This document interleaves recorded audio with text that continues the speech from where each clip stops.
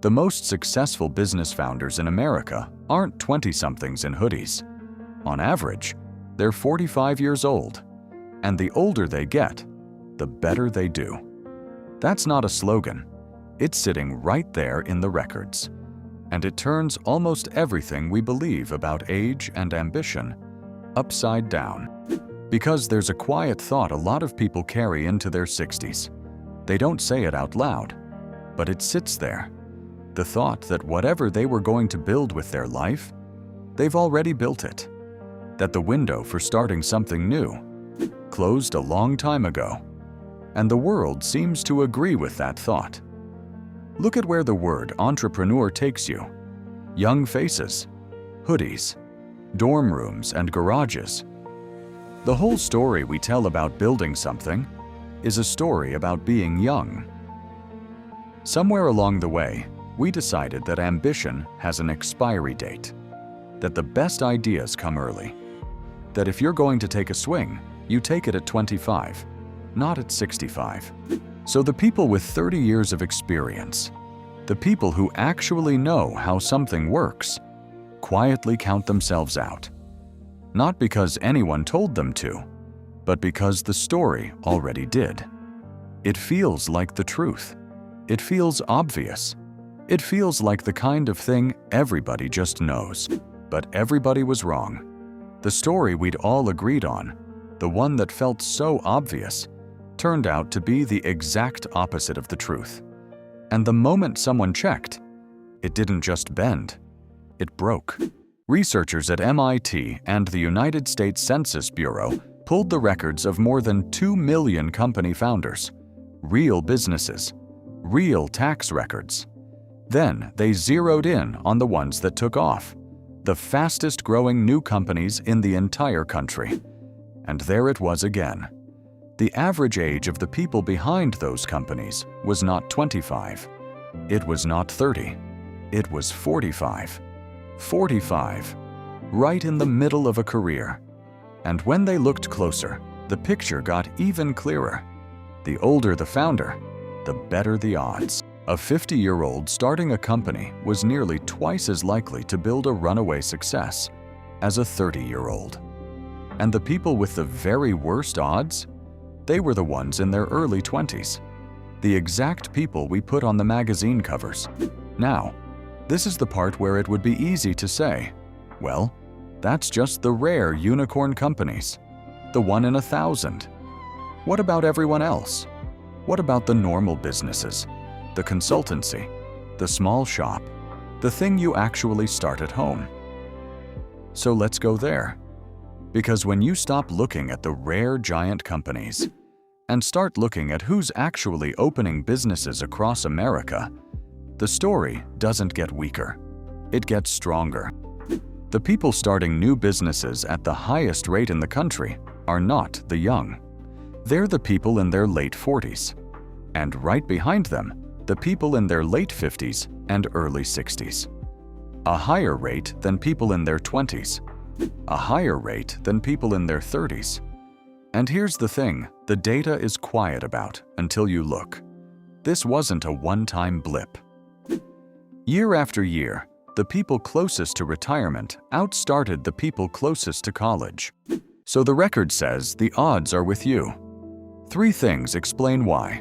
There's an old assumption that when someone past 60 starts a business, it's because they have to. Because something went wrong. Because the savings didn't hold. The data says the opposite.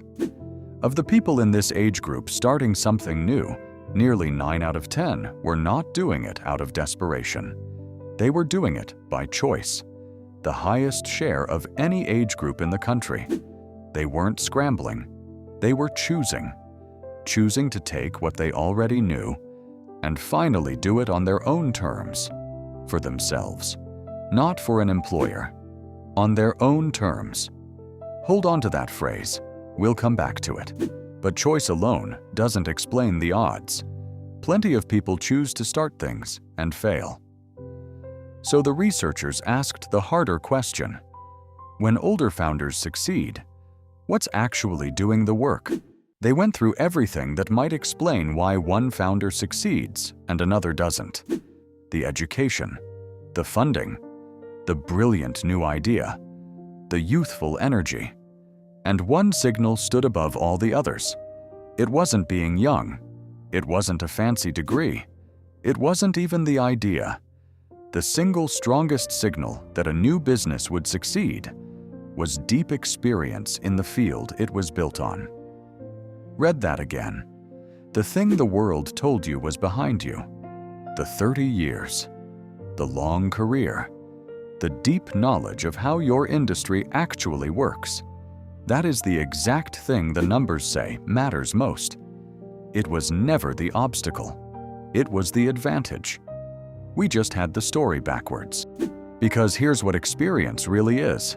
Underneath, it's knowing where the problems hide. It's the network you spent decades building. It's being able to look at something and know, in 5 minutes, what a younger person might take 5 years to learn. People pay for that. People pay well for that. A beginner sells their time. Someone with 30 years behind them sells their judgment. And judgment is the one thing you cannot rush, cannot fake, and cannot get without living through it. This is why consulting is so often the first door people walk through. You don't build a factory. You don't hire a team. You take what's already in your head, and you offer it directly to someone who needs it. And if all of this still feels like swimming against the current, like everyone else your age is winding down while you're starting up, the last number should settle it. Because you are part of the fastest moving group in the entire American workforce. Every other age group in the workforce is holding steady or shrinking. Only one is growing fast, the people 65 and over. They are the fastest growing part of the workforce in the country, and the trend runs for years ahead. And this isn't only an American story. Across the Atlantic, in the United Kingdom, more than a third of everyone still working past 65 works for themselves. The closer people get to traditional retirement age, the more of them choose to work on their own terms. You're not the exception out here. You're the wave. And you don't have to figure it out alone. There are people whose entire job is to help someone in exactly your position take the first step. Free mentoring through organizations built for it. One national program alone has walked more than 26,000 people over 50 through starting to work for themselves. Not a 100-page business plan. Not a loan you can't sleep over. The first step is smaller than the story makes it sound. We'll get to exactly how small. But first, the part that ties all three of these together. Step back and look at the three things the record actually showed. The highest success odds, the strongest predictor being experience, the fastest growing corner of the workforce, and ask what they have in common.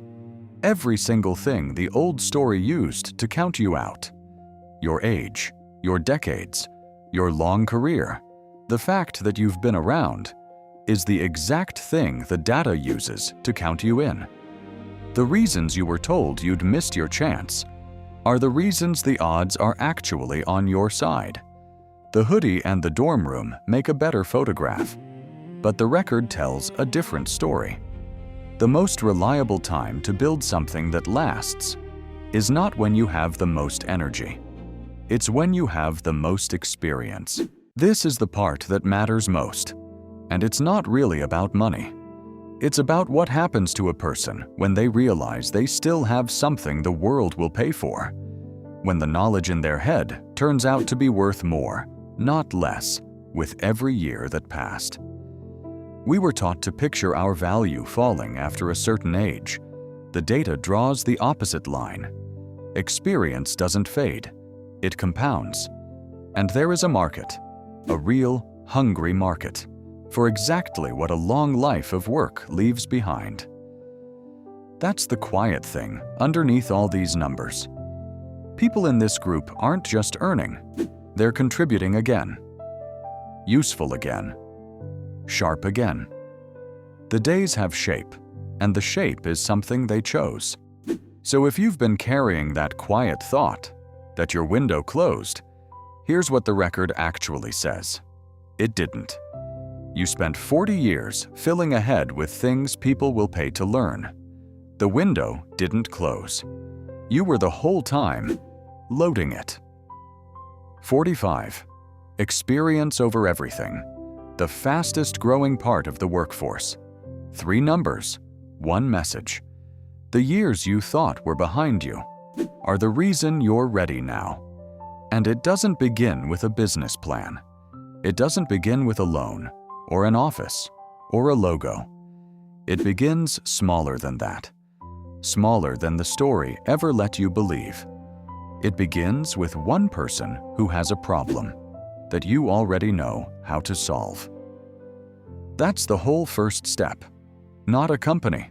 One client. One conversation. One thing you know, offered to someone who needs it. Find that person. Everything else is just what happens next. If this gave you a clearer picture of what these years can hold, subscribe to Your Independent Years. Every Tuesday and Saturday, we look at retirement the way it actually works. The money, the health, the purpose, and the work. With honest numbers and no hype. The kind of guidance you've earned. Because what's ahead of you isn't a finish line. It's the most independent chapter of your life. We'll see you in the next one.